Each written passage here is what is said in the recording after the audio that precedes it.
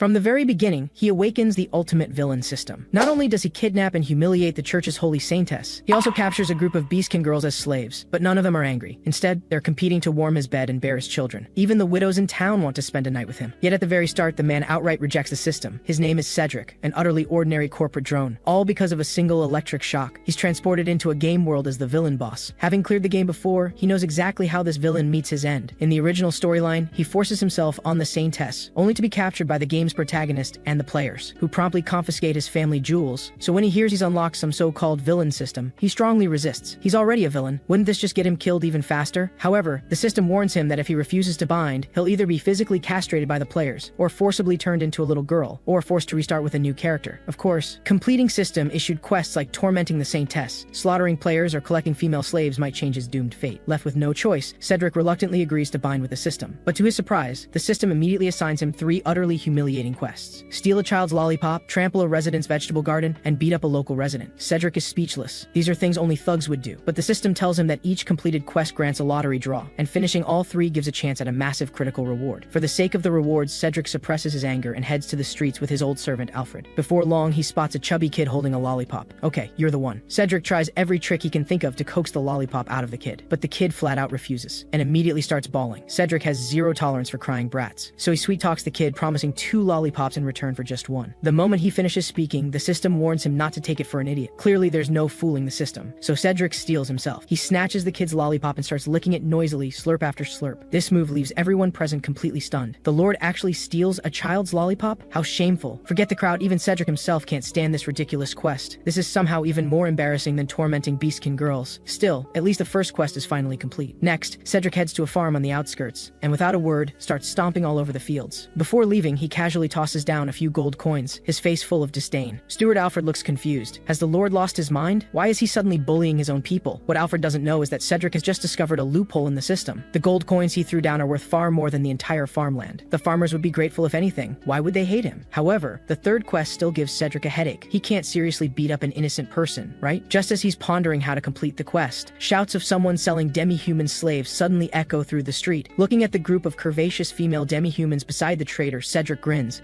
A bold idea suddenly forms in his mind. He immediately orders his men to arrest the slave trader and give him a thorough beating. Steward Alfred announces to the citizens that Lord Cedric has just issued a new decree: humans and demi-humans must coexist peacefully. The moment those words are spoken, everyone's attitude instantly shifts in Cedric's favor. Inside, Cedric is absolutely thrilled. He never expected Alfred to be this sharp, helping him gain both reputation and profit in one move. And as a bonus, he ends up with an entire group of beastkin girls. Looks like tonight is bound to be a sleepless one, but before that, there's something far more important to take care of. That is the system's promised critical reward. After completing all 3 quests, Cedric finally unlocks his first system lottery draw. Ding! Congratulations, host. You've obtained fine armor, dragon-breaking plate armor. Ding! Due to completing all 3 quests, you've triggered a triple critical reward. Reward upgraded to hero tier armor, triumphant paladin plate. Hero tier equipment is incredibly rare in the game. Cedric can't wait to put it on and immediately wants to test it out. Arriving at the training grounds, Cedric finds Alfred and proposes a sparring match. As an Earth Knight, Alfred's strength is nothing to scoff at. But after a few rounds, he discovers with surprise that his young master, who couldn't beat him before, can now fight him to a draw. The 2 spar from day until nightfall. When the sparring ends, Alfred immediately flatters him, "Master Cedric, with your armor combined with battle aura, your defense is absolutely top tier. I'm honestly jealous." This flattery is music to Cedric's ears. At this moment, he can almost see a whole group of beastkin girls praising him. But before the sweet dream can begin, Cedric jolts awake from his bed. And at that moment, the system sends a notification: attention, players are about to descend upon Dawn Town. Seeing this, Cedric remembers that the game he'd been transported into was called Kane Continent.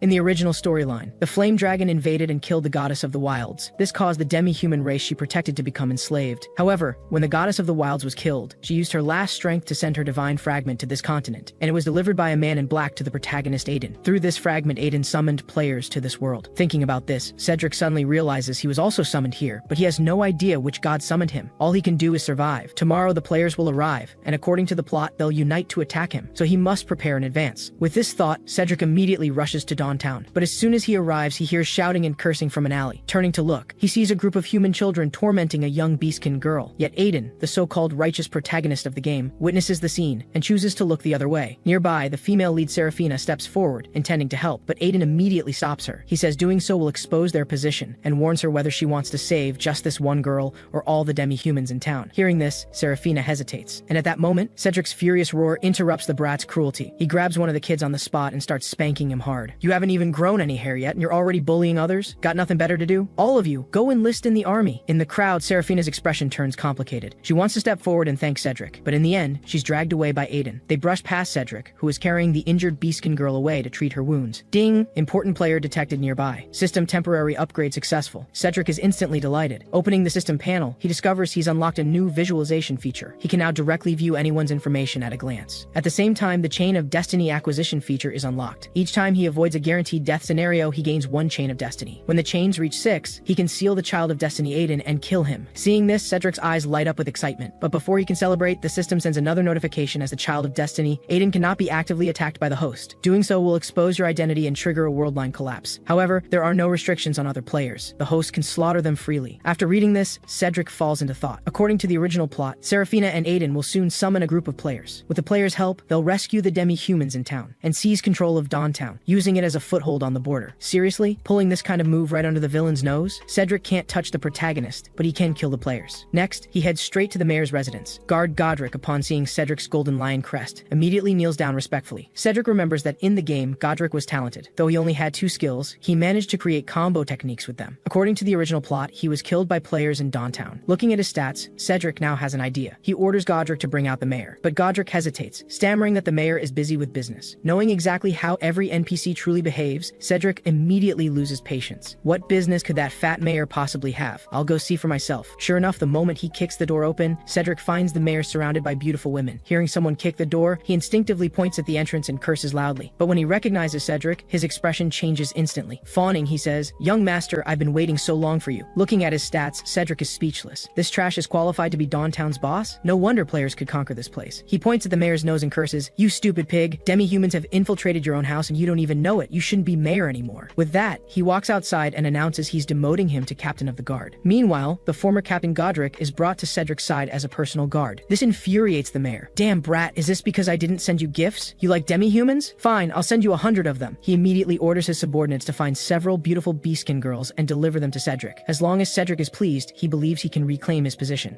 Meanwhile, after bringing the young girl back to his room, Cedric can't help but want to reach out and pat her head several times, but he's caught by the girl when she wakes up. The little girl is startled. She immediately gets down from the bed and kneels before Cedric. "I'm sorry, my lord. I didn't mean to dirty your sheets. Please don't kill Lori." Cedric sighs helplessly. Is he really that terrifying? He tells Lori not to be nervous, since he was the one who saved her. He then prepares an entire table of delicious food for her. After not eating for 2.5 days, Lori starts devouring everything in sight. At that moment, the system sends a warning. Detected that host's behavior doesn't conform to villain standards. Please stop immediately or face punishment. Seeing this, Cedric isn't worried at all. System buddy, although I saved this demi-human girl, I'm training her to be my pawn so she can betray the players and protagonist at critical moments. Even a dog would shake its head at this explanation. But surprisingly, the system judges it completely reasonable. Not only that, it gives Cedric 3 new quests, leaves psychological trauma on 10 or more players, force Lori to warm his bed, and humiliate the protagonist Aiden. Seeing this, Cedric completely loses it. Lori's so young and you want her to warm the bed? Damn system, are you even human? Seeing Cedric angry, Lori thinks her eating manners are too ugly. She quickly pulls out the half-eaten chicken leg. "Noble lord, I'm not hungry. You eat it." Cedric is speechless. Such a thoughtful little girl, and the system wants her to warm his bed. Still, as a villain, he should act like one. "Lori, didn't you say you wanted to repay me? I happen to need a personal maid. From today on, you'll stay with me." To curry favor with Cedric, the mayor specifically buys him several beautiful beastkin girls. Unfortunately, he runs into Aiden and his group, who come to rescue the demi-humans. Hearing the sounds of fighting outside, Cedric walks out. His overwhelming presence immediately stuns all the players. As the villain lord in the game, Cedric is a level 44 powerhouse, and Dawntown is just a starter village. The players place their hopes on the protagonist Aiden, but Aiden is only level 11 at the moment. For the sake of face, Aiden can only step forward and shout at Cedric. Cedric doesn't bother humoring him. He directly summons his martial soul avatar to viciously strike Aiden down. The golden lion suddenly swipes with its massive claw. The players who came to assist Aiden are completely stunned. If Aiden didn't have protagonist plot armor, that hit would have sent him straight back to respawn. Looking at the massive crater in the ground, Cedric is quite satisfied. But at that moment, Aiden actually starts laughing. "So you're the eagle lord who enslaves demi-humans for your pleasure. Prepare to face justice." Cedric is dumbfounded. When did I enslave demi-humans? But before he can react, a powerful aura erupts from Aiden's body. Even his level temporarily surges to 45. Looks like the system forcibly gave him a power boost. But Cedric isn't helpless either. Just as he's about to engage in battle, the system suddenly sends a warning, telling him not to make any dangerous moves and to immediately cease any attack on the child of destiny. With hesitation, Cedric is knocked back several meters by Aiden, making Aiden look incredibly cool. The players erupt in cheers. The protagonist is insane. Looking at the excited crowd, Cedric just smiles. If not for that damn system, I'd have finished you off already. You really think I'm helpless? At this moment, Aiden charges again. But Cedric is unconcerned. He simply pursues his lips and calls out Alfred. Don't let Alfred's skinny build fool you. He's a level 49 Earth Knight. After being intercepted, Aiden is completely stunned. This is your knight's code? You said it'd be one-on-one, but you called for backup? What a disgrace. Cedric looks at Aiden mockingly. I'm a lord first, knight second. What are you that I need to personally deal with you? With that, Cedric directs Alfred to beat him up again. Now Aiden isn't so confident anymore. In just a few moves, he's lying on the ground coughing up blood. Cedric steps on his chest, grabs his collar, and delivers a series of slaps. Before long, Aiden's face is swollen like a pig's head. I'm in a good mood today, so I'll spare your miserable life. With that, Cedric leaves with Alfred, leaving a group of bewildered players standing there in shock. Soon, Cedric brings Laurie back to the Lord's manor. But before he can show Laurie around the grand castle, a maid suddenly rushes out from around the corner and pulls Cedric into her embrace. My little Master Cedric, I haven't seen you in so long, and you've grown so much! It's Mrs. Chris, who was Cedric's childhood nanny. Hearing he'd become a lord, she came specifically to take care of him. Struggling free from her embrace, Cedric feels dizzy. He's not a nursing baby anymore, such enthusiasm is unnecessary. Then he introduces Laurie to Mrs. Chris, saying that from now on she'll be his personal maid and he hopes Mrs. Chris can guide her. The experienced Mrs. Chris immediately understands what her young master means. She crouches down, touches Laurie's cheek, and says she'll definitely train her well. Meanwhile, news of Cedric beating up Aiden spreads, and some even speculate that Aiden is Cedric's illegitimate son. This infuriates Aiden. 10 years of grinding monsters and no one cares, but one day as someone's son, and everyone knows. Eagle Lord, I, Aiden, will tear you to pieces. Just you wait. After settling Laurie in, Cedric has his subordinates find a priest in the city to examine her. Unexpectedly, the church priest refuses to come perform healing. He even insults the demi-humans, claiming they're worse than dogs. Hearing this, Cedric's expression darkens. A mere priest dares defy my orders? Looks like the church doesn't take me seriously. He slams the table and tells his men to quickly get Alfred. He's going to surround the church. Leaving the room, Cedric runs into Laurie, who has just finished bathing. Her adorable appearance instantly stirs a burning desire in Cedric's lower abdomen, truly worthy of Mrs. Chris, who raised him since childhood. She knows his taste perfectly. After briefly asking about Laurie's condition, Cedric casually pulls out a bottle of water of life and tells her to drink it obediently. After he leaves, Mrs. Chris leans close to Laurie's ear and whispers, "It seems the young master really likes you, little Laurie." Laurie's face turns completely red. How is that possible? Mrs. Chris, please don't joke around. I'm not joking at all. The water of life in your hand comes from the spring of life in the Elven court. It's the only thing on Kane continent with healing properties and is extremely precious. My 13th husband used it to propose to me, and that's why I agreed. Laurie is shocked. Madam, you truly are experienced. It seems I need to serve the young master well. Meanwhile, Cedric and his men have already surrounded the church. Bishop Malden arrogantly tells Cedric not to be insolent. Cedric laughs. A level 38 old geezer dares to be so arrogant, but at that moment, a dark shadow flashes by, directly striking down Cedric's family crest. Looking closely, it's a Templar Knight. This is a secret force in the Holy Church's hands, mysterious and powerful. No wonder that old man is so bold, he has backing. But Cedric isn't easy to deal with either. Openly defying the Lord's orders and insulting him are capital offenses. Cedric draws his longsword. He has Alfred hold off the Templar Knight while he'll kill everyone in the church. Not one will be spared. Wrapped in golden battle aura, Cedric charges straight at the old geezer. The Templar Knight is about to make a move, but Alfred flashes in front of him. With no one in the way, Cedric's sword strikes severely wounds Malden. But even at death's door, Malden is still stubborn. He keeps insisting his lord won't let Cedric go. Cedric is speechless. Your lord this, your lord that. Why don't you have your lord come save you now? As soon as he finishes speaking, Malden suddenly grabs Cedric's sword and plunges it into his own chest. While muttering incantations, Cedric feels bloody energy radiating from his body. Cedric's heart sinks. Damn it, did he actually summon something? The next second, the old man transforms into a cloud of blood mist that shoots into the sky.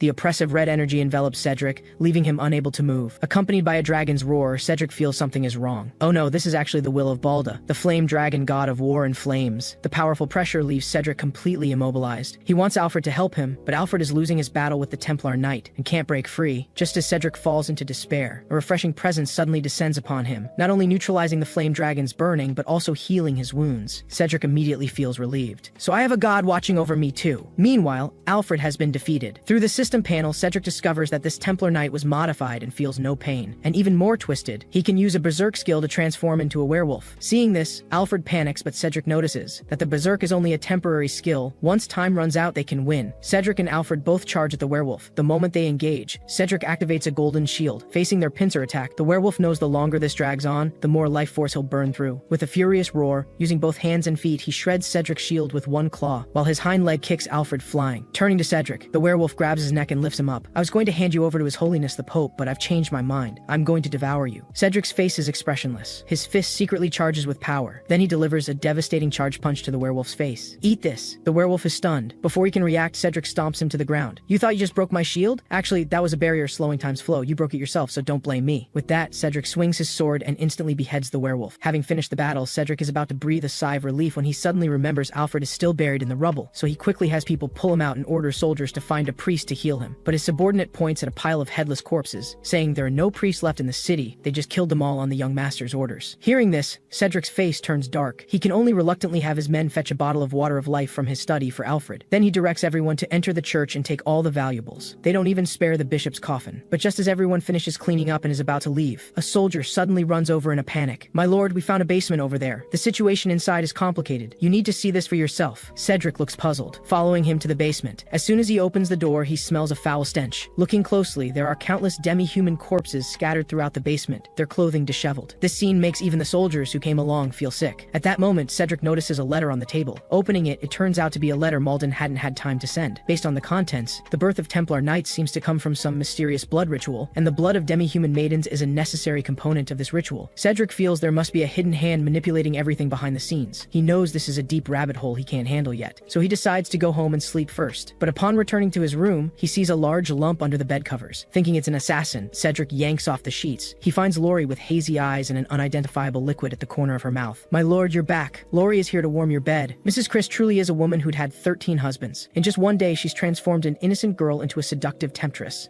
As the villain, Cedric actually feels a bit embarrassed. He nervously sits on the edge of the bed and has Lori massage his shoulders. Lori obediently places her hands on Cedric's shoulders, but at that moment, Cedric notices something seems to be in her tail. He grabs it and shakes it. The next second, pretty little trinkets that girls like scatter out. These are all little treasures Lori has collected. Seeing her look afraid they'll be taken away, Cedric thinks she's absolutely adorable. Then he ties a large bow on her tail. "From now on, just hide your treasures here." Lori shyly throws herself into Cedric's arms. "Thank you, master. It's late. Let me serve you to sleep." Hearing this, Cedric feels something is about to explode in his pants. He quickly changes the subject, asking Lori how old she is. Lori says that although she's small, she's 18, and even by demi-human standards, she's an adult. Hearing this, Cedric's eyes blaze. He didn't expect her to be legal. Just as he's about to mount his horse and charge, a system warning suddenly rings in his ears. Detected host's testosterone and heart rate spiking, predicting host is about to engage in reproductive behavior. Warning, Lori's constitution is extremely weak. Forcing reproductive behavior will cause irreversible damage. Please improve Lori's constitution before continuing reproductive behavior. Damn it, I already took my pants off and you're telling me this? Cedric feels terrible. Seeing her master lying there lifeless, Lori panics and keeps pushing him, saying she hasn't finished warming the bed. "Mrs. Chris also said you should put me on top." Cedric covers his face, not daring to listen anymore. "Stop talking. Just staying with me like this is enough for warming the bed." And so Cedric doesn't sleep all night. Fortunately, the system judges he's completed the daily quest. After the lottery draw, Cedric receives 10 Minotaur warriors. Although he doesn't trigger the critical reward, Cedric is very satisfied with these warriors. Just as he's admiring these loyal warriors, Lori suddenly knocks and enters. But as soon as she opens the door, she sees a massive Minotaur's thick appendage between its legs. She instantly faints in shock. The Minotaur warrior keeps apologizing to Cedric, who is also helpless. He just tells them to wear clothes before going out in the future, or they'll scare people. Then he has the Minotaur warriors familiarize themselves with the castle first. He goes to take care of Lori alone. After some time, little Lori opens her eyes and starts babbling incoherently about monsters in the house. "Master, there are 3-legged monsters in the castle." Lori only reaches their knees. "We need to run. If they catch up, throw Lori to them and you escape, master." Hearing Lori's words, Cedric feels both touched and amused. He suddenly scoops Lori up. "I don't know if there are monsters in the castle, but right now I'm the monster and I'm going to devour you." Lori responds with a mosquito-like voice and actively leans her head into Cedric's embrace. But just when everything is about to fall into place, Godric suddenly bursts in. "My lord, there's an urgent letter for you." Hearing the voice, Lori panics and says, "Master, if you have business, I'll take my leave." Cedric glares at Godric with blazing eyes. "The soldiers have been working hard lately. You go wash their underwear and socks for a month." Godric is in such a hurry because the neighboring territory is being attacked by orcs and hopes for their assistance. Blackwater territory is below Eagle's domain, serving as a barrier against the orcs. Cedric understands well that when the nest is destroyed, no egg remains intact, so assistance is certain, but extortion is inevitable. Lost in thought, the system sends 3 villain quests. Quest 1, steal any maid stockings from the castle. Quest 2, extort supplies worth over 10,000 gold coins from the neighboring territory. Quest 3, harass the demi-human saintess. But stealing stockings is so perverted that even Cedric the pervert feels perverted. While Lori is bathing, Cedric stealthily sneaks into the bathroom, but he's just grabbed the stockings when she discovers him. Startled, Lori shouts for help. Hearing the commotion, Godric rushes up with men. Cedric is already cursing in his mind. In this critical moment, he quickly uses a bath towel to block Lori's view. By the time Godric arrives, he only sees the Lord holding the frightened Lori and softly comforting her. "Don't be afraid, don't be afraid, the pervert has been driven away." And Godric, as captain of the guard, "You let a pervert into the house. The 1-month underwear washing punishment was too light. Now go wash them for 3 months." Godric looks helpless and can only weakly say he has no objections. After everyone leaves, Cedric breathes a sigh of relief. "Good thing I was clever just now, or my reputation would have been ruined." But sharp-eyed Lori has already seen through his disguise. However, she isn't angry. Instead, she presses close to Cedric's ear and breathes hotly, "Actually, master, you don't need to sneak around. Whatever you like, Lori can give you." Seeing the little girl's increasingly perverted gaze, Cedric Cedric panics. "Don't talk nonsense, Lori, let me explain." Meanwhile, the Lord of Blackwater territory receives Cedric's extortion letter. 10,000 gold coins, 500 suits of armor, plus food for soldiers. The Blackwater Lord is about to explode. If he really had these things, would he need to ask for reinforcements? However, his subordinate has a cunning plan to dodge this bill. The next day, having gotten everything he wanted, Cedric sets out with his soldiers. But their destination isn't Blackwater territory, but Dawntown nearby. Since he left with his troops last time, this place has become the player's stronghold. Many newbies are idling here to gain experience. But while they're playing cards and bragging,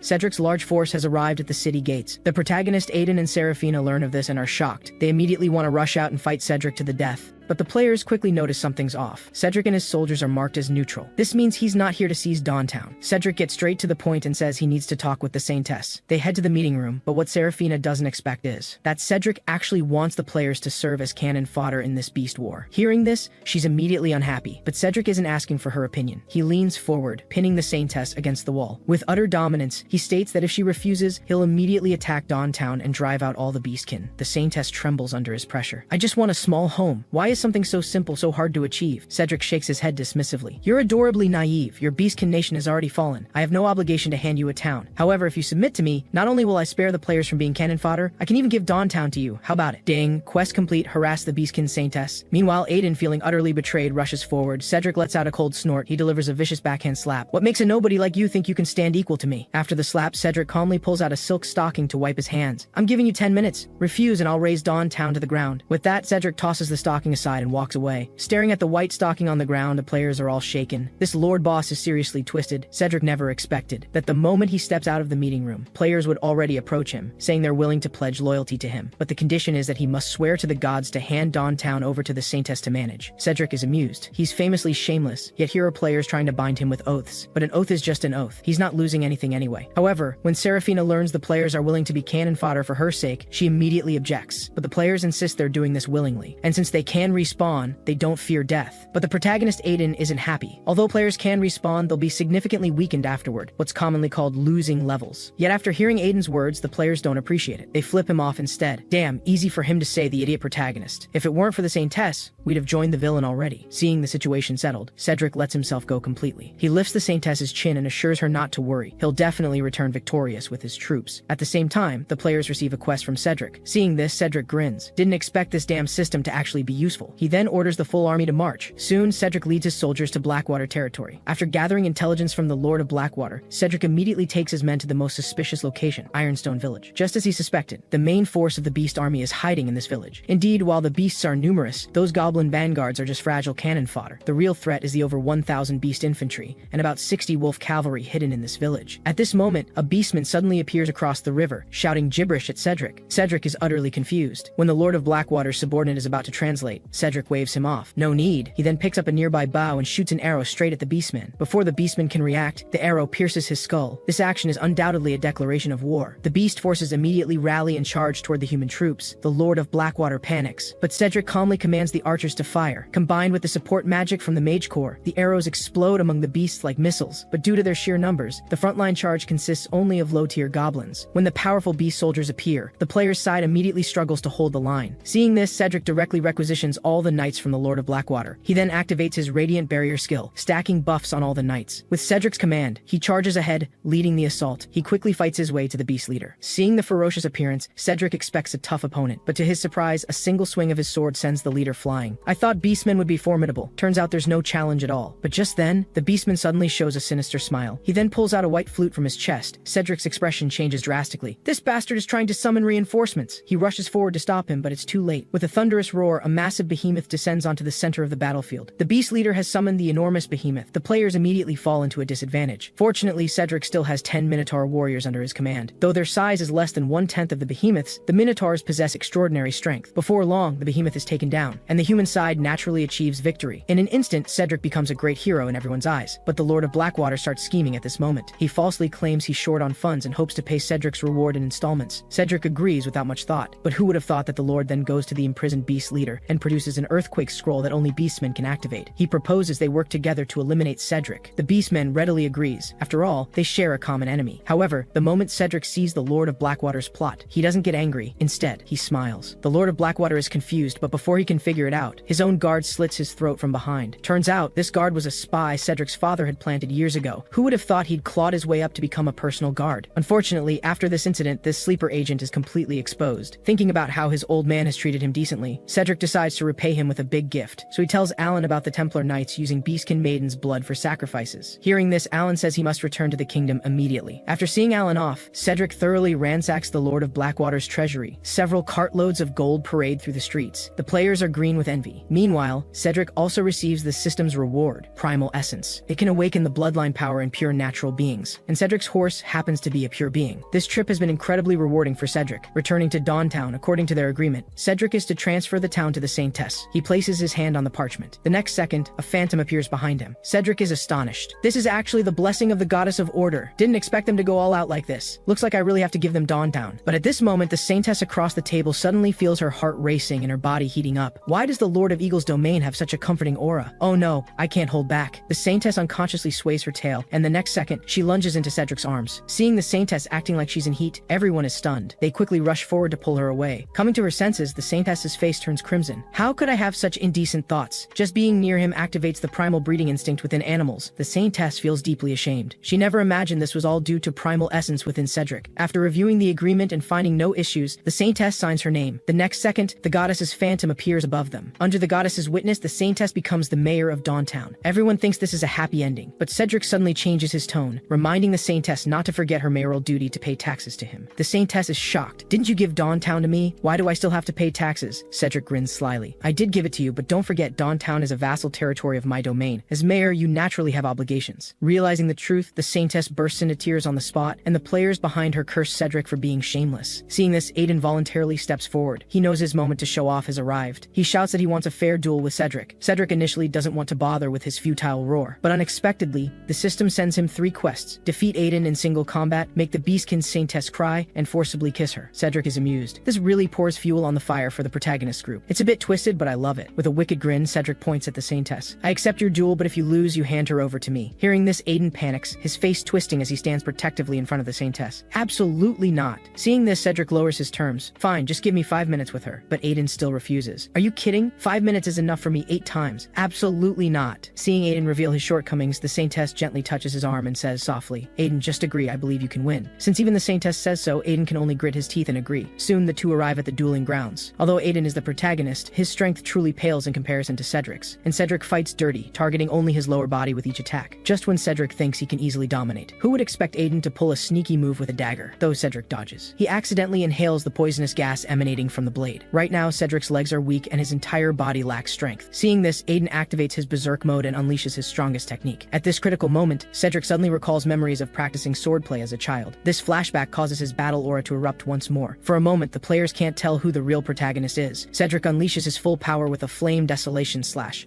It instantly terrifies the protagonist Aiden. If that sword energy had gone 2.5 centimeters further, he'd be meeting his end right here. Overwhelming fear makes his legs buckle. He drops to his knees. I surrender! Hearing this, the Saintess panics, but before she can react, Cedric pulls her into his arms. Little lady, time to honor your promise. Seeing Cedric's lecherous expression, the players immediately object, saying they'll protect the Saintess. Seeing this, Cedric calmly draws his weapon. You all want to meet your end? I'll grant your wish. Witnessing this, the Saintess frantically clings to Cedric's leg. Please don't hurt them, I'll agree. Heh, you said it yourself. Whatever happens next, don't you dare scream. Inside the mayor's mansion in Dawntown, Cedric roughly corners the Saintess against the wall. With a teasing smile, he forcefully grabs both her small hands and raises them high above her head. The Saintess fearfully turns her face away, a blush spreading from her pale neck upward, quickly covering her cheeks and ears. Cedric doesn't waste words with her. Time is limited. He grabs her chin, turns her face toward him, and leans down to forcefully kiss her soft lips. The Saintess struggles, her eyes wide as tears of humiliation stream down her face. Cedric has achieved his goal, but the Saintess feels a wave of despair. She senses an intoxicating aura from Cedric, one that's fiercely breaking down her will and making her want to surrender to it. Just when Cedric feels it's time to leave, the Saintess's eyes suddenly become heated. You're not allowed to leave. As she speaks, she lunges at a bewildered Cedric. Hee, that's the scent. I won't let you go. Cedric uses all his strength to push the Saintess away. Enough. Kiss me again and I'm charging a fee. The Saintess stares blankly at Cedric for a long moment before coming to her senses and recalling what just happened. She instantly turns red all over. She curls up, hugging her knees, her beautiful fluffy tail wrapping around herself until only only her ears are visible. Seeing this, Cedric doesn't stay to embarrass the girl further and leaves the room without another word. Leaving Dawntown, Cedric is in high spirits because all of today's villain quests are complete.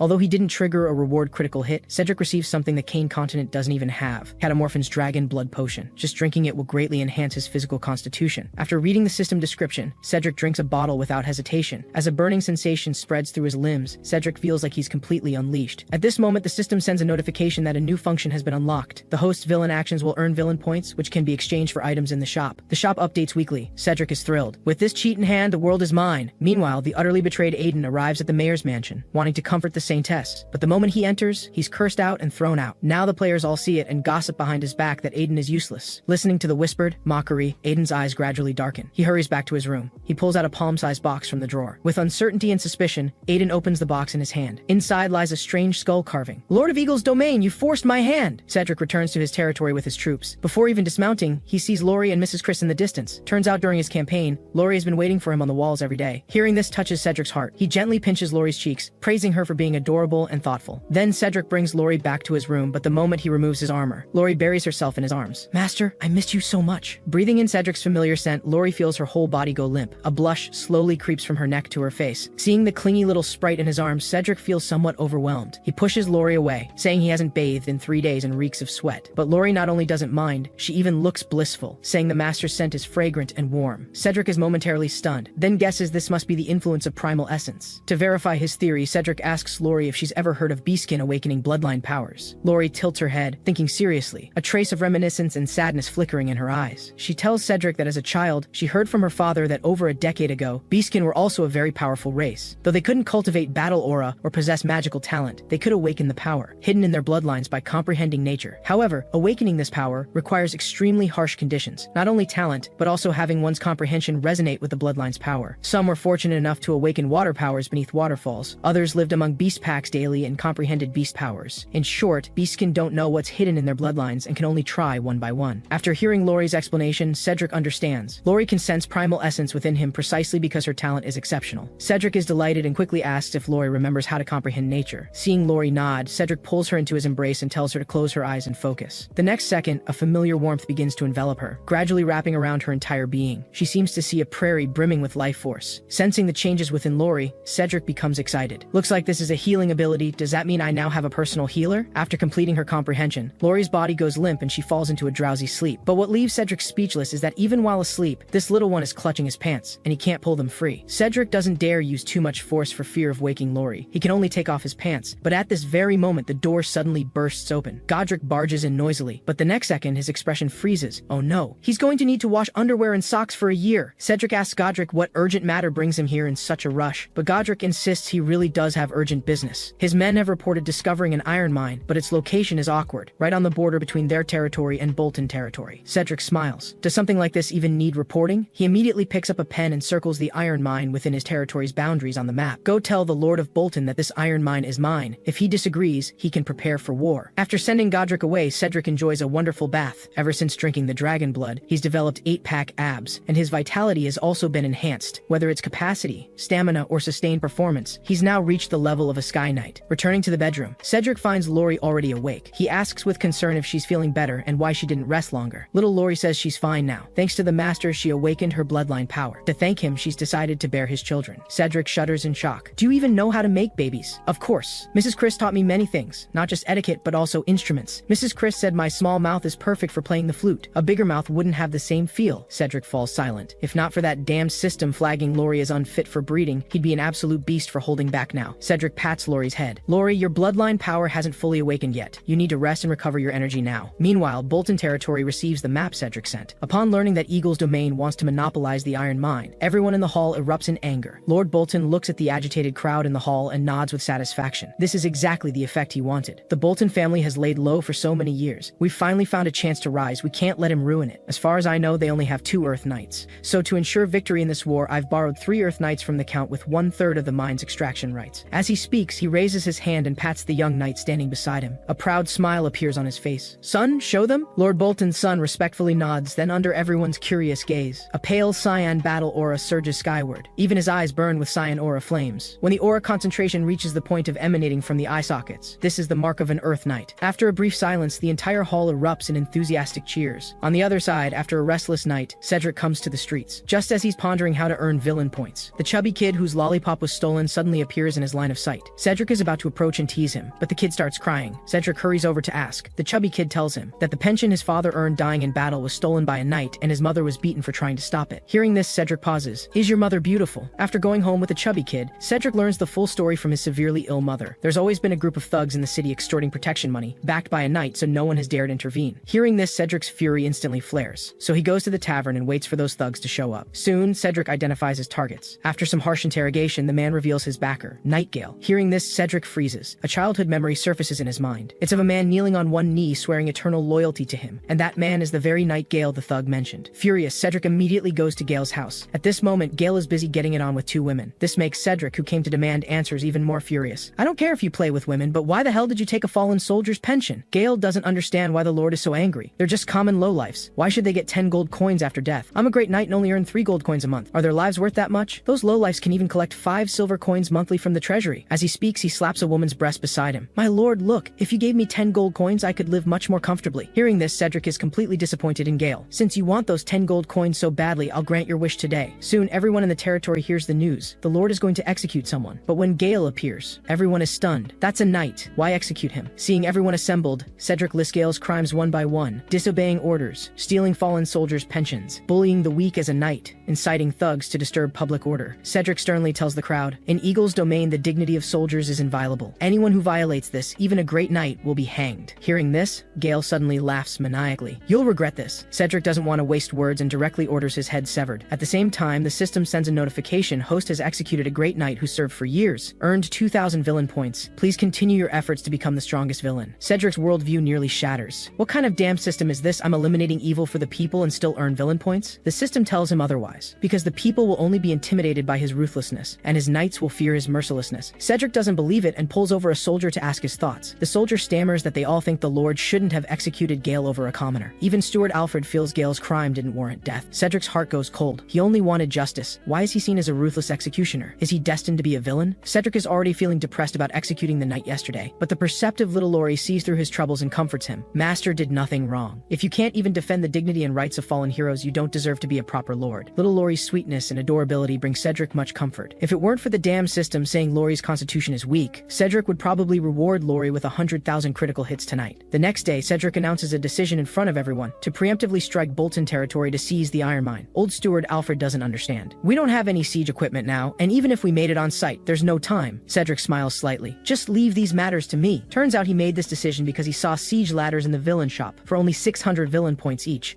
and they can be summoned at will. Thus, despite everyone's objections, Cedric formulates the battle plan himself. He and the Minotaur warriors will be the siege vanguard, while others just need to keep Bolton's guards occupied. That very night, Cedric sets out with his troops. Using the ladders, Cedric's forces quickly reach the enemy walls. The sudden attack catches Bolton territory's soldiers completely off guard. Even the defensive cannons are seized by the Minotaurs. Meanwhile, Cedric receives quests from the system: seize the iron mine, plunder the castle, kill Earth Knights. Cedric is amused. Talk about perfect timing. Soon, Cedric and his Minotaurs capture Bolton Castle. Just as he's about to empty the castle's treasures, an iron cage suddenly descends from above, trapping him and the Minotaur warriors. Not only that, the cage's material is so special that even the Minotaurs can't break it open with brute force. At this moment, Lord Bolton walks out mockingly. After hearing his taunts, Cedric understands why he fell into the trap. Turns out executing the Great Knight caused unrest in the army. Someone was dissatisfied with his actions and became a traitor. Meanwhile, the Eagle soldiers tasked with holding off the main force haven't seen their lord emerge. The traitor immediately realizes Cedric is trapped and incites everyone to retreat quickly. But Steward Alfred is filled with loyal courage. He fights his way into the castle alone. Seeing this, Cedric is deeply moved. But unfortunately, Alfred is just one person. In the end, he's overwhelmed by sheer numbers and defeated. But at this moment, the residents of Eagle's domain actually form a militia to come to the rescue. This reignites the fighting spirit of the soldiers who are preparing to retreat. They all fight their way back to the castle to save their lord. At the same time, seeing old Steward Alfred in mortal danger, Cedric simply stops pretending and reveals his hand. I only wanted to raid you as an ordinary person, but all I got was mockery and ridicule. I'm done pretending. I'm a Sky Knight. Seeing this, everyone is dumbfounded. How the hell do we fight this? After repelling the enemy forces, Cedric goes to check on Alfred's injuries. He deeply realizes how important it is to have a healer in the territory. Looks like I need to focus on training Laurie when I get back. After taking Bolton territory, Cedric receives system rewards. This quest reward triggers a critical hit effect. 3 Hellhounds evolve into a Hellfire warrior. Their overwhelming stats and powerful passive skills greatly satisfy Cedric. After introducing the Hellfire warriors to everyone, Cedric stations them in the fountain to guard the castle. But the very night night they're placed, a group of assassins arrives at the castle. They're Templar knights from the Holy Church. They're not here tonight to assassinate Cedric, but to find an old man the church has been hunting for years. Soon they spot the old man around the castle perimeter. The old man knows their purpose. He immediately takes out his only special potion and swallows it. The next second, his body is enveloped in a crimson glow, and his overall strength surges dramatically. However, the price for this power is burning through his life force. Soon their battle is discovered by the Hellfire Warrior. Meanwhile, Cedric, who's in the middle of getting very comfortable with Lori, hears the commotion outside.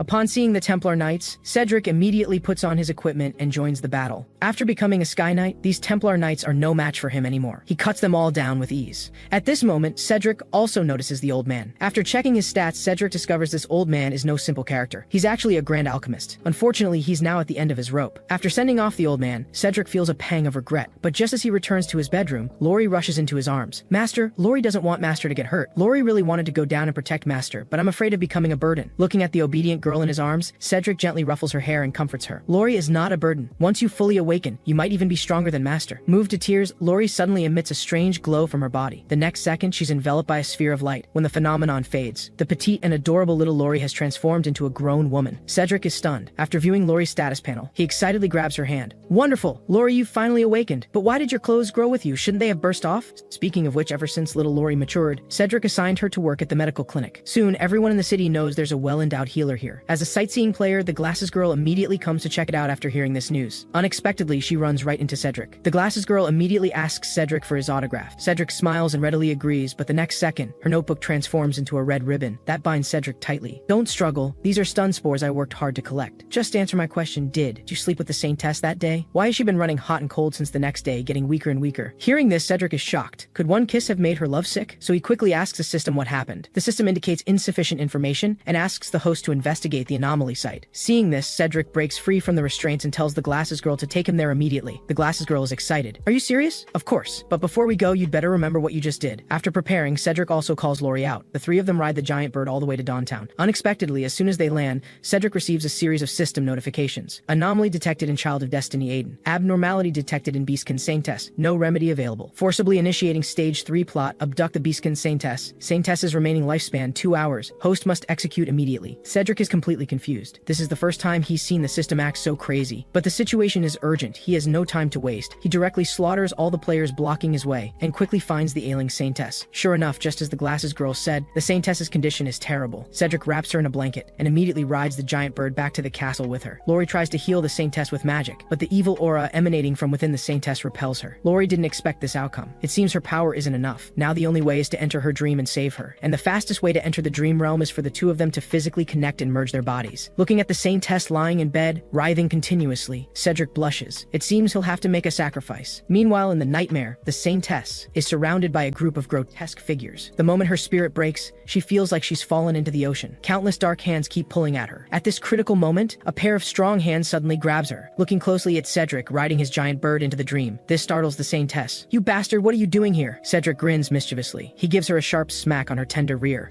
I'm here to have my way with you, of course. The Saintess trembles with anger and jumps directly off the giant bird, but unexpectedly sprains her ankle upon landing. Cedric cheerfully pulls her into his arms. This is a dream. How can you feel pain? The Saintess pushes Cedric away in panic. Then why are you perverted scoundrel, in my dream? To save you, of course. The Saintess is at a loss. But why would you save me? No particular reason. I'm afraid if you die, people will say you died of lovesickness, pining for me. I don't want that blame. Cedric's teasing makes the Saintess angry, but before she can hit him, Cedric grabs her hand and runs. No time to explain. If we don't hurry, you might actually die. The Saintess wants to break free, but somehow this man who loves to tease her gives her an unprecedented sense of security. Before long, they arrive in front of a magnificent cathedral. Cedric tells her this is her point of greatest fear. Once they find the exit, they can escape the nightmare. Sure enough, upon seeing this place, the Saintess's body trembles involuntarily. Images of being beaten in the past flash through her mind. Seeing the Saintess's expression, Cedric is puzzled about what could make her so afraid. But since she's reacting this way, at least they're in the right place. Ignoring the Saintess's protests, he hoists her over his shoulder and runs into the cathedral. This playful action actually reduces the Saintess's fear quite a bit. Before long, they discover a statue. What puzzles the Saintess is that the goddess of the wilds was originally enshrined here. Why has it changed to resemble the previous Saintess? Cedric silently compares the sizes of the two generations of Saintess and can't help but sigh. Each generation is less impressive than the last. Then he pulls the Saintess along to continue searching for the exit. Shortly after they leave, the enshrined Saintess statue reveals a sinister smile, and even its pupils turn blood red. Looking closely, there's a horned skull mark in the statue's crimson eyes, the same mark from the statue Aiden took out of the box, Cedric brings the Saintess to a room. Opening the door, it turns out to be a classroom. Inside is a woman with very strange behavior. Serafina recognizes her as her childhood teacher. Serafina used to be terrified of her. However, upon hearing the woman call her name, she unconsciously walks toward her. Cedric grows anxious, but the woman launches a sudden attack at this moment. Seeing this, Cedric kicks the woman in the abdomen. The woman stops and doesn't attack again, but instead uses her pointer to command the children around her. The children scratch at their desks with their fingernails, while emitting piercing screams. The mentally polluting sound assaults Cedric's ears.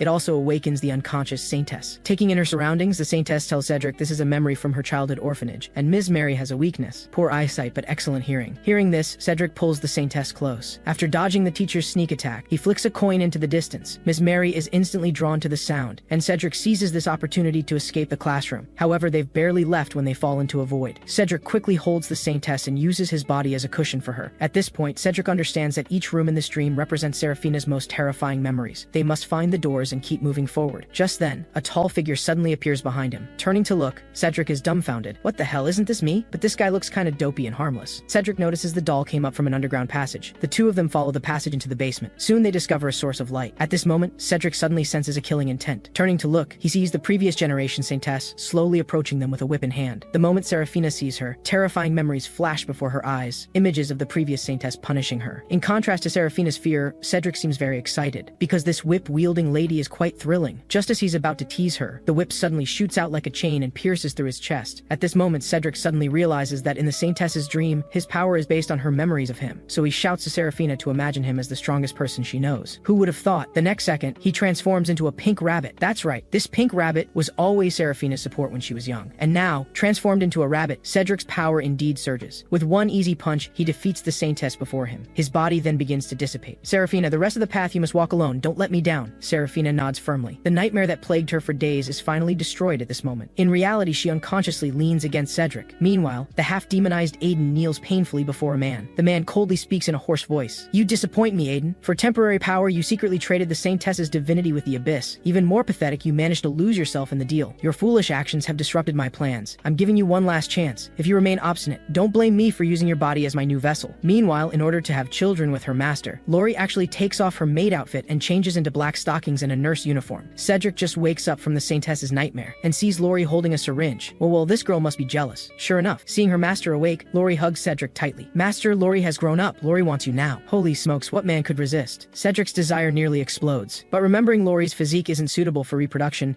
he sheepishly flees. He's utterly useless. However, on his way back, Cedric discovers a loophole in the system. Turning around, he finds Lori again. But this time, he acts completely out of character and tears Lori's clothes apart.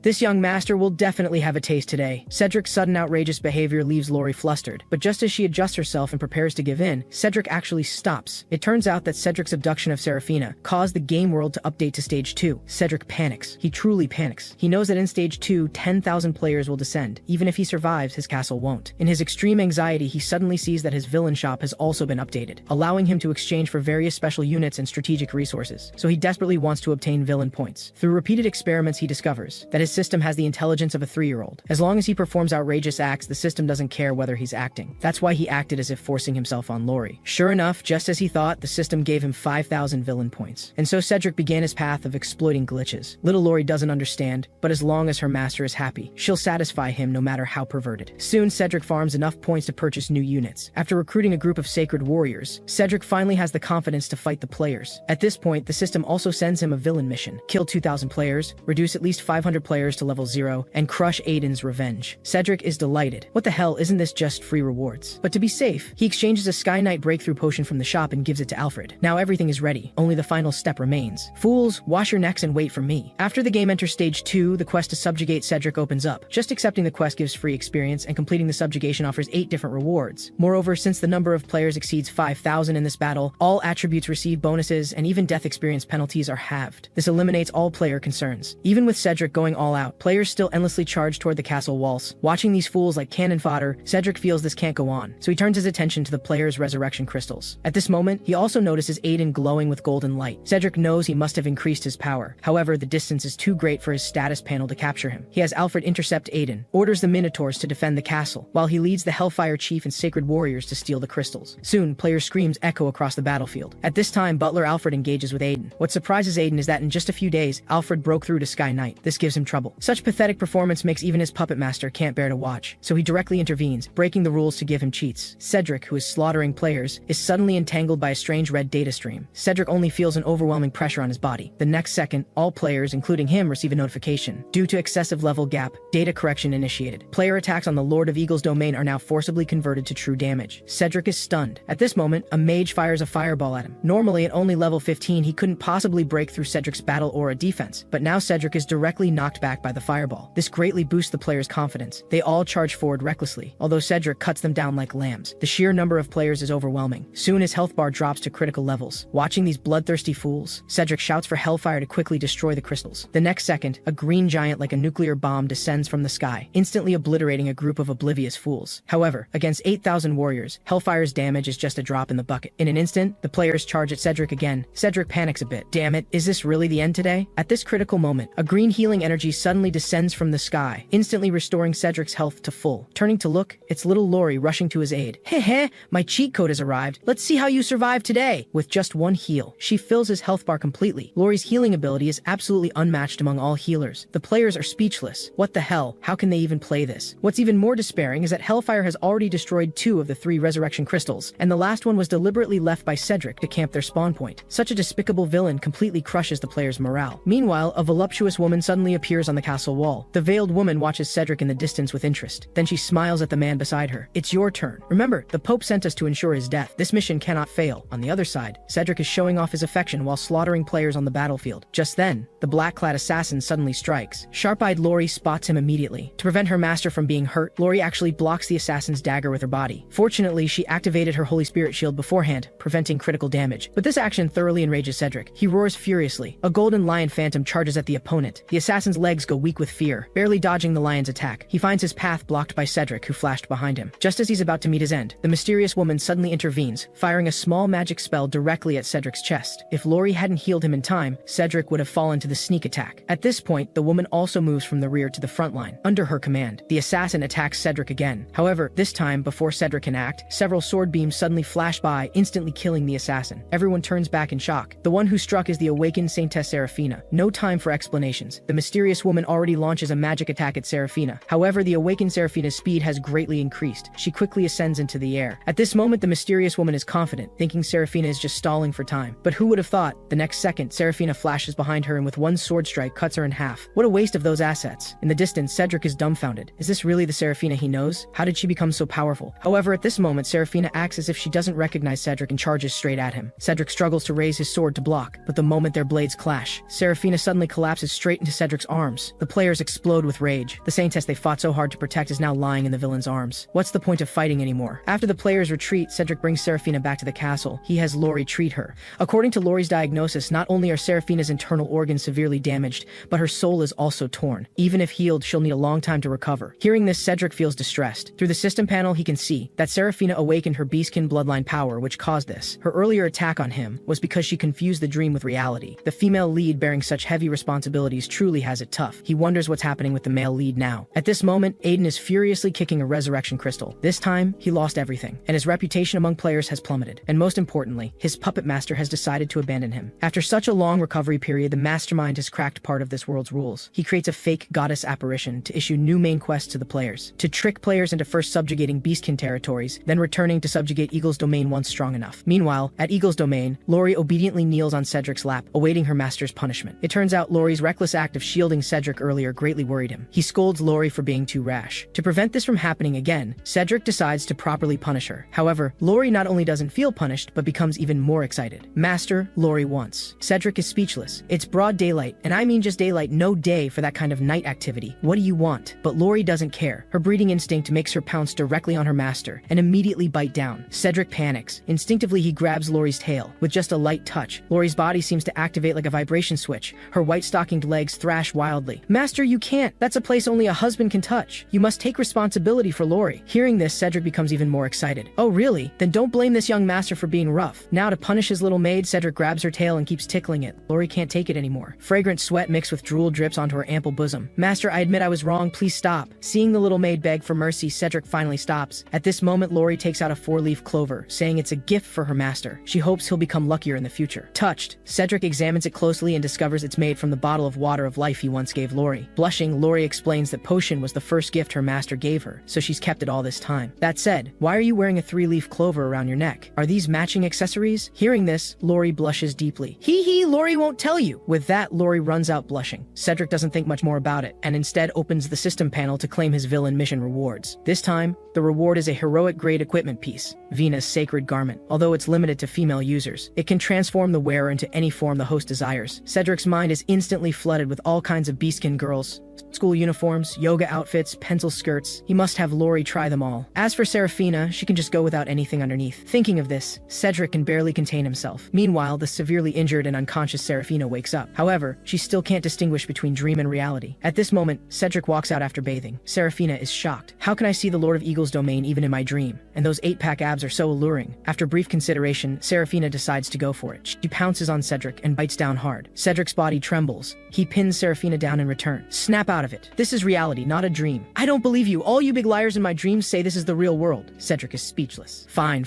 You want to play this game? With that, he also bites Seraphina. Seraphina feels like she's been struck by lightning. The sensation coursing through her body instantly brings her to her senses. But remembering her earlier actions, she immediately feels utterly ashamed. Just then, Cedric also receives a system mission notification. Abduct the Saintess follow-up quest triggered. Humiliate the Saintess. Seeing this, Cedric suddenly grins wickedly. Hehehe, damn system, you really get me. With that, he gives a firm squeeze to her soft spot. Seraphina's delicate body trembles, and she reflexively slaps Cedric hard across the face. Just then, a knock suddenly sounds from outside. Master, are you in your room? Lori is coming in. Just as Cedric is about to get intimate with Seraphina, Lori pushes the door open and walks in. Cedric is startled, but turning around, he finds Seraphina has disappeared. However, Lori's keen nose only needs a light sniff to guess Seraphina was just here. Cedric quickly lies, saying Seraphina couldn't tell reality from dream, so he helped her out. Little does he know, Seraphina is hiding outside the window like a guilty lover, freezing in the cold wind with no escape route. Meanwhile, inside the room, Lori starts acting up. Master, the Venus sacred garment you gave me feels so comfortable. It feels like I'm wearing nothing at all. Don't believe me? Look. With that, she transforms, and her maid outfit becomes a black sweater. Lori sticks her rear out as she leans on the table. Master, this sweater has a bare back. Does Lori look good like this? This makes Cedric's eyes go completely straight. He quickly tells Lori to stand properly. Lori sticks out her tongue with a mischievous smile. Master, one day Lori will be as curvy as Mrs. Chris, so you must wait for me. Suppressing his criminal thoughts, Cedric quickly coaxes Lori to sleep. After finishing all this, the overheated Cedric plans to open the window for some cold air to clear his head. Who would have thought? As soon as he peers out, he sees Seraphina nearly frozen like an icicle. What the hell? You haven't been out here all night, have you? At this moment, Seraphina can't care about anything else. She throws herself into Cedric's arms, feeling his body warmth. Seraphina's eyes grow somewhat hazy. Just then, Godric once again barges in on Cedric's moment. Cedric is about to explode with anger. Why is it always you every time I get aroused? It turns out Godric is in such a hurry because a secret envoy has arrived from the royal capital. After receiving him, the envoy Alan reports that the king is dying, and the Pope is plotting to seize the kingdom. The royal capital is already besieged by the Holy Church's army, and within just 1 week, they've somehow killed multiple Sky Knights from the Royal Legion. The king's army is now on the verge of collapse. More importantly, Lord Cedric's half-brother Heatley has already sided with the Holy Church. He's now plotting to attack Eagle's domain to kill Cedric and eliminate future troubles. Hearing this, Cedric falls into thought. Why would so many people covet this godforsaken Eagle's domain? Could it be because of the beastkin here? At this moment, Alan takes out a letter and hands it to Cedric, saying this is all the intelligence they've gathered in the royal capital, and it's all related to beastkin. Hearing this, Seraphina becomes agitated. Cedric slowly opens the letter. On it are clearly written the words Paradise Project. It turns out the Paradise Project Cedric sees is the Holy Church's evil plan to capture beastkin girls. They throw young beastkin to brutish men for abuse, using this to create the Templar Knights they desire. But due to low conversion rates, they've now escalated their methods. Just then, Cedric suddenly receives a system mission. Host has activated Stage 4 mission, capture beastkin slaves and implement the Beastkin Slavery Pact. Ding! Saintess Seraphina detected alive. Mission updated. Host only needs to complete capturing beastkin slaves. This is a death plot. Host, please prepare. Cedric didn't expect the system mission to change because of the Saintess. However, not having to implement the Beastkin Slavery Pact is actually a good thing. But at this critical juncture, having the damn system tell him to capture beastkin women, wouldn't that make him the great villain of the beastkin? Originally, he planned to have the Saintess win over the beastkin to become part of his forces. Now it seems this plan has completely fallen through. Just then, Seraphina suddenly drops to her knees. Lord, please save the beastkin. If you can save them, I'll do anything for you. Hearing this, Cedric's interest is piqued. Really? Anything? Feeling his fingers roam over her body, Seraphina's pretty face flushes crimson, momentarily at a loss. It's just offering myself, right? For my beastkin people, I'll do it. Meanwhile, the succubus Sia has also found the protagonist Aiden. Aiden is now very resistant to these demons. After all, last time he was severely screwed over by the abyssal demon. The succubus thrust out her chest, soft and full. Her black stockinged legs cross over each other. Aiden, don't be angry. We're very sincere about this deal. Why not take a look first? Sia smiles seductively. She lightly waves her hand over the table as dark red magical light flickers, A longsword shimmering with demonic light appears on the table. If you agrees to cooperate with us, this sword is yours. And Sia twists her voluptuous body shyly. Even if you wanted Sia, I would agree. Aiden glances at the longsword and casts an identification spell. Betelquin, the Grandmaster Demon Blade. Infused with demonic energy, this blade gains preternatural sharpness, allowing it to cleave through battle aura and magical barriers. It exerts a powerful suppressing effect on light-based blessings. Note, from the moment Betelquin binds to its wielder, it must consume one pure soul every 7 days. Otherwise, it will tear apart the wielder's soul as sustenance. Aiden is intrigued after scanning the demon sword's stats. With no breakthrough attempts left, and only a master-grade fool set to his name, he lacks a weapon that matches his true caliber. The blade is a solid find, and the drawbacks are manageable. As for the souls, he can just harvest those from some random beasts.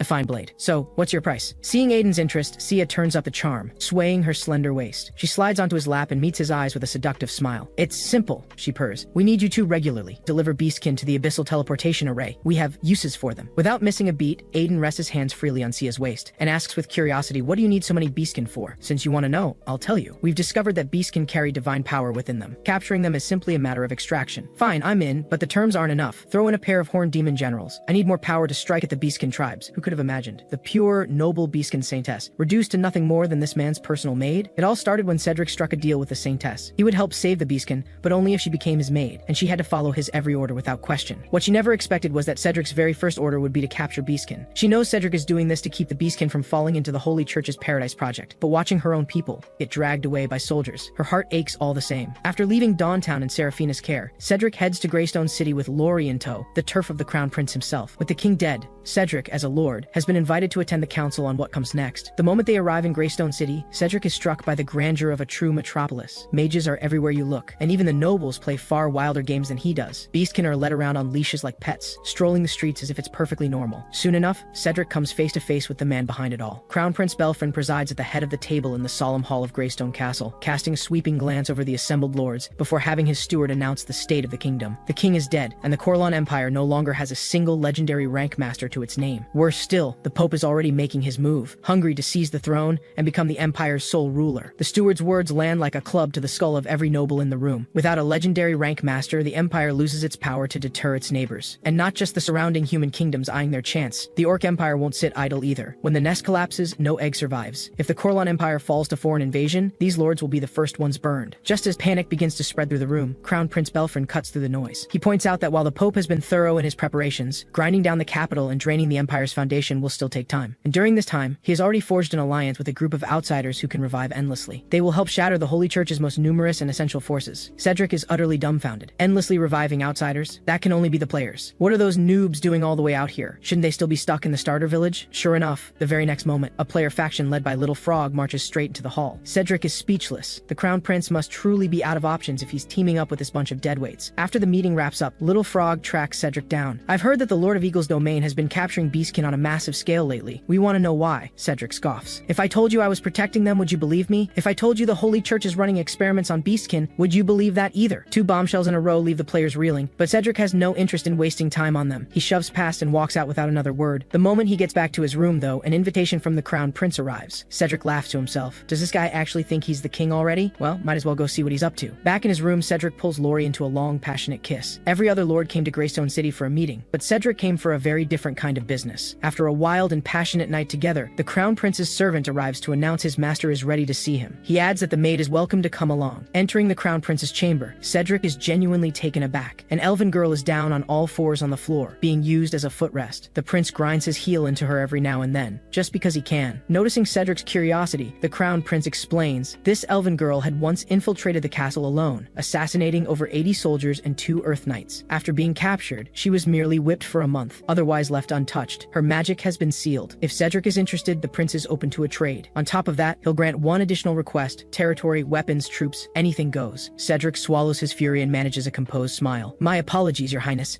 We all have our preferences, but I do value my maid. Without her around, I'd be quite lost. The Crown Prince raises an eyebrow, though he quickly smooths it over. So the Lord of Eagle's domain has that kind of taste. No matter, the elven slave is still yours to take. Cedric is about to decline gracefully. He has no idea what the prince is really playing at, but Lori is staring at the trembling elven girl with deep deep, quiet sorrow in her eyes. Something stirs deep in Laurie's blood, a fierce, inexplicable grief. The Crown Prince seems to read Laurie like a book, and smiles warmly, asking Cedric if perhaps he should consider doing something for his dear little maid. It's plain to see that Cedric's maid desperately wants this elf. Cedric glances at Laurie, still lost in her grief, then at the wretched elven girl, and lets out a quiet sigh. Then I'll gratefully accept your highness's generous gift. Meanwhile, some beastkin, unable to understand why Cedric has been rounding them up, have begun fleeing toward Duskwinter Town, where the Holy Church holds sway. The place is known as a paradise for beastkin, and is one of the Holy Church's key strongholds for the Paradise Project. But every beastkin who enters is blinded by the illusion of a perfect life, unaware that a far darker scheme is quietly closing in. Cedric ties the elven girl onto his giant bird mount, and plans to head home with Laurie first, but barely halfway through the flight, a quest notification pops up. Kill Eve, destroy the beastkin paradise. Leave at least 100 players with lasting psychological trauma. Duskwinter Town has already activated the Paradise Project. A woman named Eve has gathered the beastkin in the town square, preparing to begin a massive ritual sacrifice. Players who realize what's happening scramble to spread the word, but it's already too late. Just as everyone sinks into despair, a giant bird tears across the sky. Cedric drops his sword first, making one hell of an entrance. In the blink of an eye, he tears through the soldiers hunting the beastkin. Players rush forward to thank the Lord of Eagle's domain for his heroism, but Cedric is grinning like a villain. He drives his sword straight through a player's chest. Come on, I came here with a mission. You can't leave traumatized without a little taste of kindness first, can you? At the same time, Eve receives word that the outer perimeter is under attack. She immediately orders her men to awaken the Ice Queen and sends a call for reinforcements to the Pope. On the other side of town, the players are charging forward full of confidence, when a strikingly beautiful woman steps into their path. Her delicate, enchanting look has the noobs completely disarmed in seconds. When she leans in for a kiss, the noob is so far gone he actually kisses back. But the very next second, a woman bursts into mocking laughter. You foolish human! Thank you for your energy. Now feel the frozen fury burning within me. That's right, this is none other than the demon-class Ice Queen herself. As a bone-chilling wind howls through, the players are flash-frozen into solid ice statues. At this critical moment, Cedric breaks free of his restraints and charges straight at the Ice Queen, sword leveled. The Ice Queen blocks a few strikes before being knocked to the ground. Realizing she's outmatched, she shifts tactics and tries her seduction technique. Cedric just laughs and drives his sword straight through her without a moment's hesitation. Sorry, sweetheart, you're a little too cold for my taste. I prefer warmth. With the Ice Queen down, Cedric tracks the final boss. Eve's power far exceeds that of the Ice Queen. Her command of fire effortlessly deflects his every attack. But the worst mistake Eve ever made was waking the Ice Queen. When Cedric cut down the Ice Queen, he claimed the frozen heart from her body, and this very item is the perfect counter to Eve's fire affinity. Eve panics. She activates a magic teleportation scroll without hesitation. I'll remember you, Lord of Eagle's domain. Wash your neck clean and wait for my master's iron march. With that, she vanishes from Cedric's sight in an instant. The church falls to a single swing of Cedric's sword, but things are far from over. Don't forget, there's still a crowd of thoroughly bewildered players outside, waiting for Cedric to deliver their psychological beating. To complete his villain system mission, Cedric hunts down every player in Duskwinter Town and sends them all crashing back to level 0. And while he's at it, he walks off with all their mounts and gear. Back in Eagle's domain, Cedric discovers that a wave of beastkin has poured into the city while he was away. Seraphina approaches with a troubled look on her face. She tells Cedric that despite her best efforts to explain the Holy Church's scheme, very few beastkin actually believe her. Just then, a splash erupts from the pool behind Cedric. He turns around and finds a group of mermaids. Cedric's eyes light up with excitement. He's genuinely impressed. He never expected Seraphina to be so thoughtful, even arranging something this exotic. But the moment the mermaid girl lays eyes on Cedric, she transforms her tail into legs, bolts out of the pool and screams at the top of her lungs, "That terrifying guy is back!" Cedric is dumbfounded. He hasn't even done anything to ease the beastkin's fears. He has Seraphina gather them all together. The beastkin are thoroughly confused. Has the Saintess really submitted to the Lord of Eagle's domain? Cedric watches them murmur among themselves, then announces with a broad smile that he has called everyone together for 2 reasons. First, I have a harsh truth to reveal. Second, I'll be testing each of your abilities. Pass the test and you'll have a job here. Fail and you'll still receive a plot of land. Now that's a smooth move, turning every last beastkin into a useful pawn. The Lord of Eagle's domain really knows how to play the game. Cedric tells the crowd he will enact a law to protect the rights and safety of all beastkin, and then calmly reveals that he personally raised Duskwinter Town, but the beastkin couldn't care less about land or laws. They turn on Cedric, blaming him for destroying their paradise. Cedric skips the argument and signals his men to bring forward the beastkin survivors rescued from Duskwinter Town. With testimony from their own kind, the beastkin slowly begin to accept Cedric's words. Satisfied that the situation is under control, Cedric leaves the testing arrangements to Seraphina. And so, with Laurie giving him a massage, Cedric begins testing the beastkin one by one. But to avoid it eating into his evening with Laurie, Cedric crafts a special crystal orb, one that amplifies the range of his primal essence perception. As Cedric releases his inner aura, the entire square is instantly bathed in golden light. The overwhelming surge of primal essence sends the female beastkin into a wild frenzy. Even the male beastkin can't help but want to get intimate with him. Cedric rolls his eyes in frustration. Seriously, what is wrong with all of them? Not a single awakened one in the entire bunch? Just then, a surge of energy like a volcanic eruption explodes from right behind Cedric. He turns to find it's Nina, the girl he brought back. And she's not the only one. The pool beside them erupts with crashing waves, as the mermaid girl awakens to her bloodline power as well. After a full morning of screening, only 2 out of 800 beastkin have awakened, a hilariously low rate, but both show enormous potential. Cedric asks both girls what they saw during their awakening. Bubble, the mermaid, tells him she saw a vast ocean storm and ships being swallowed by the waves. Cedric thinks it over and decides to station her at the fountain on the second floor balcony for now. When she hears she'll have a job and won't be dragged off in a fishing net, Bubble brightens up immediately. Then Nina steps forward, saying she saw volcanoes, barren wastelands, the ocean floor, and all kinds of stones. Cedric is a little thrown off, so her future abilities are going to involve throwing rocks, squeezing rocks. After some thought, Cedric decides to put Nina in charge of the young beastkin for now, until her abilities become clearer. With those two sorted out, Cedric turns to settling the rest of the beastkin. He has his steward Alfred divide up the newly built housing among the beastkin, and arrange 3 days of free meals while everyone gets registered and assigned work according to their skills. Alfred nods. But there is one problem. They're out of money. Cedric groans. Before the beastkin are fully settled, there's no return on the investment. Running a charity is expensive, no two ways about it. Then a bolt of inspiration strikes. Wait, if this charity benefits the whole domain, why should the Lord be the only one footing the bill? Cedric orders Alfred to round up every wealthy merchant in the city tomorrow. It's time to do some serious fleecing. After a packed day, Cedric returns to his room ready to finally get some rest. But the moment he steps inside, the elven girl ambushes him. Cedric disarms her in a swift counter move and pins her roughly against the wall. That's strange. I pulled you out of that sadist crown prince's hands. I don't even expect your gratitude, but you repay me with an ambush? Even as he speaks, Cedric activates his inspect skill to check her stats, and what he finds makes his jaw drop. This girl named Islaria is the second princess of the elven royal court. Pinned and furious, Islaria snaps back. You invaded my homeland first. I'll kill every last one of you. Cedric has had enough of being the fall guy for nothing. He jabs a finger at her and snaps. Are you out of your mind? I don't even know where your homeland is, so how exactly did I invade it? For a moment, Islaria can't find the words. Then Cedric spots something he missed before. Elven beacon activated. What in the world is that? The moment she hears Cedric say elven beacon, Islaria goes pale. How do you know about the elven beacon? Cedric stops expecting a straight answer from her and asks the villain system directly, what is this beacon? The system explains, it's a magical rune that lets elven royals track each other within a certain range. A living GPS, basically. That sends Cedric over the edge. He could drive his sword through her right now. This girl has been calling for backup behind his back. He asks the system if it can be deactivated. The answer is yes, but the location must be found first. To avoid detection, the elven beacon is typically inscribed on the tailbone or the lower abdomen. A sly grin crosses Cedric's face. He wastes no time tearing her clothes aside, and sure enough, right on Islaria's lower abdomen is a glowing red magical rune. Cedric presses it and mutters, so this thing has to be switched off by hand? At that exact moment, Lori walks in carrying a tray of water and freezes. Seeing what Cedric is doing, she spins around to leave. Cedric grabs her arm and scrambles for an explanation. Lori's jealousy is written all over her pouty face. You don't need to explain yourself. Who you choose to spend the night with is entirely your business. Lori is just a maid. It's not my place to say. Cedric laughs awkwardly and insists he's only trying to deactivate the elven beacon. Lori walks up to Islaria, not entirely convinced, but Islaria is cunning. She quietly deactivates the beacon herself, then leans in and whispers in Lori's ear that she was only delivering food. And the moment she walked in, Cedric tore her clothes off. Far from getting angry, Lori responds with complete conviction, that is absolutely something my master would never do. Cedric smiles to himself. It seems Islaria needs to be taught a lesson. He pinches Islaria's mouth open and pops a red pill inside. Islaria's eyes go wide with panic. What did you just make me swallow? Poison, of course. Don't believe me. Take a look at your arm. Is it swelling and turning red? Watching Islaria's face crumble into sheer panic, Cedric smiles pleasantly and informs her that from now on, if she ever steps out of line, he'll let the rot consume her whole body from the inside out. Lori looks puzzled. Why is Master being so ruthless? Cedric tells her this woman came from the Crown Prince's side, and there's no telling what she's really here for. Lori admits it is a little strange. When she first touched Islaria back at the castle, fleeting images had flashed through her mind, but since returning from the Crown Prince's chambers, she can no longer remember what they were. Cedric presses a gentle kiss to Lori's forehead and gives her careful instructions. From now on, she stays with you. Have Mrs. Chris tailor a special outfit for her, one that keeps the elven beacon exposed at all times. She is only permitted to move around on this floor. Cedric says there's no time to waste. Get it done now. He also tells Lori to bring Seraphina along, since it's getting dark and it isn't safe to go alone. Lori then leads Islaria towards Seraphina's room. Along the way, Islaria asks Lori if she is a Sylvan elf. She can sense the power of nature emanating from her. A Sylvan elf is one of the branches of the ancient elven bloodline. Only beastkin who have awakened their bloodline power may carry that title. All others are merely lesser imitation elves. Lori has no interest in engaging. She states coldly that she is nothing more than the Lord's personal maid, and that is the only title she holds. Islaria refuses to let it go,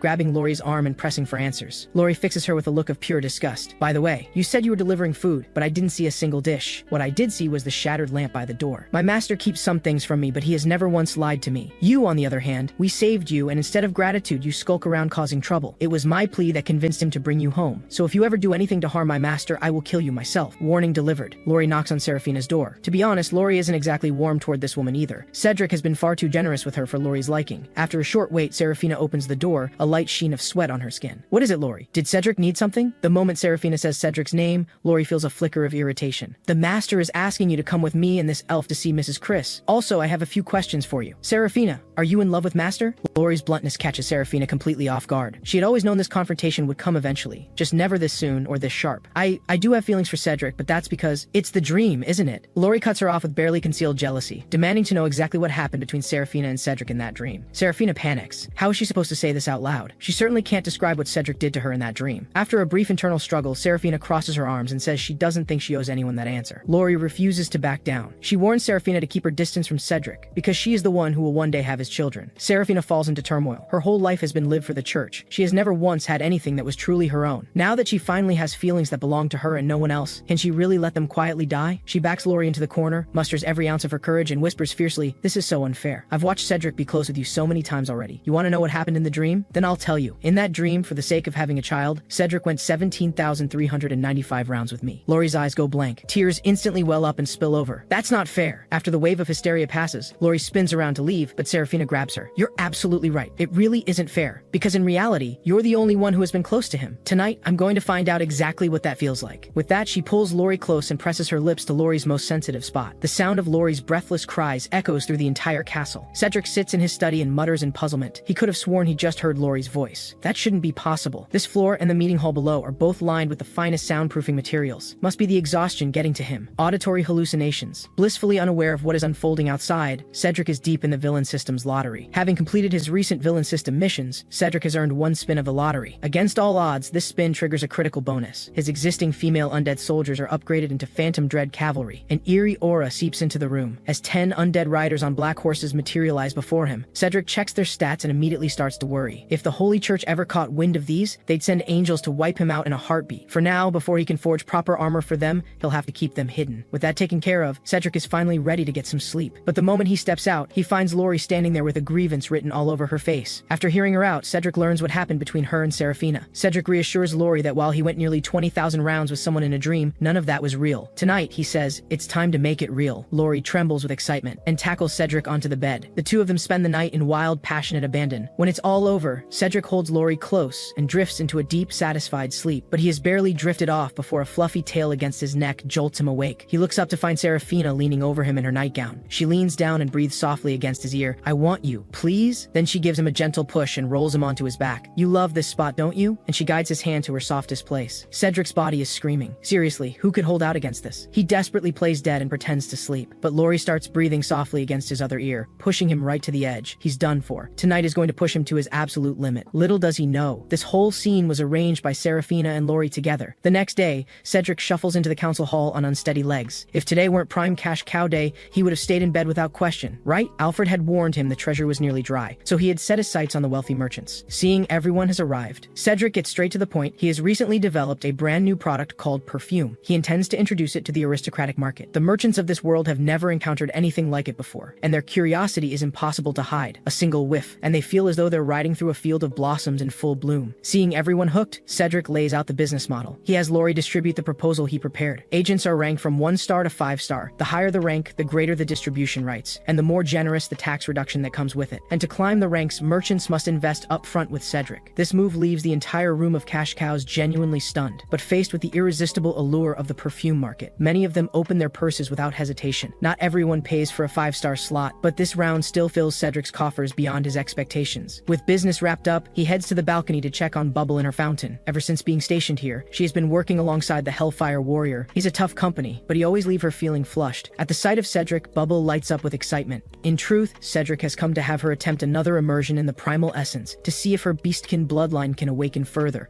Bubble presses her hands together and focuses with all her heart. This time, the vision that comes is different. In it, her people lose their lives and sink to the ocean floor. Her father appears, urging her to flee. Bubble jolts awake, and through the fading vision, she barely catches her father's final words, "Run, do not become a vessel of the gods." The moment the words leave her lips, her eyes roll back and she collapses. Cedric rushes over. He checks her status panel. Bubble's awakening is complete. The collapse was simply from exhaustion after a successful awakening. But what exactly did she mean? Vessel of the gods. Could it be connected to the divine power within beastkin? The thought sparks a flash of clarity in Cedric's mind. Of course, the gods cannot walk the material plane of the Kane continent. They are bound to their own divine realms. But in their hunger for worship and greater divine power, some gods will stop at nothing to find a way down into the mortal world. And beastkin who carry divine power are exactly the kind of vessel that makes that possible. No wonder the beastkin kingdoms have been targeted. It was all to steal divine essence and complete their divine cores. If his theory holds, then beastkin who have awakened their bloodline power would be the perfect vessels for the gods to fight over. Lori loops her arm through his and asks gently what's on his mind. Before Cedric can even speak, Serafina presses close from the other side, not to be outdone. Looking at the two of them by his side, Cedric feels the tension leave his chest. Whatever the god's intentions may be, as long as he draws breath, he will never allow the beastkin around him to become anyone's vessel. Things quickly get very hands-on. Serafina is completely overwhelmed. Cedric never could have imagined that every intimate encounter with the beastkin would earn him villain points. After 300 rounds of thorough research, Cedric successfully unlocks the level 2 barracks. With plenty of villain points on hand, he goes ahead and constructs the Hermitage. This facility can directly summon battle priests. Studying the stats of his new unit, Cedric makes a mental note he'll have to spend more quality time with his 2 beastkin companions going forward. At the same time, having completed the Saintess Conquest mission, the system rewards him with 1 more lottery spin. This time, he pulls a mysterious crystal shard and a mysterious egg. Staring at the glowing blue shard in his hand, Cedric has an odd sense that it was knocked off something much larger. And sure enough, the necklace around Aiden's neck lets out a sharp crack. The shard in Cedric's hand is a fragment chipped right from it. At the same moment, a massive wave of players receives a forced logout notification. Emergency game update: to enrich the player experience, 500 new player slots are now open to join the Eagle's Domain faction. New classes available. Welcome aboard. Of all the things Cedric could have expected, this is not one of them. One intimate session with a beastkin, and suddenly he has 500 new recruits. The mysterious crystal shard he obtained is a fragment of Malone's divine core. Whoever holds it gains the power to recruit players. Most of the core's power still rests with Aiden for now, but Cedric is confident that if he keeps completing villain system missions, he'll collect every last shard. The next day, Cedric gathers all the players in the square and lays down the rules of Eagle's Domain. War is coming. I will tear down the corrupt dynasty and build a new order. Every one of you summoned to Eagle's Domain will stand beside me when we remake this world in blood. Cedric surveys the crowd below, buzzing with excitement, and feels thoroughly satisfied. Then his tone shifts. But living in Eagle's Domain means following the rules. Someone will take you through the layout shortly. They'll make it very clear what you may do and what will get you killed on the spot. He also assigns the players their leveling missions. With so many beastkin having recently moved into the city, the fastest path to leveling up right now is logging, mining, and construction. The words barely leave his mouth before every player receives a class change notification. 5 classes are available: Swordsman, Knight, Master Archer, Sacred Warriors, and Vanguard. Far more options than Aiden's side is offering. The players dive into their leveling missions with boundless enthusiasm. Watching the crowd full of energy, Cedric lets a slow smile spread across his face. You all volunteered to be my pawns. Don't come crying to me when I use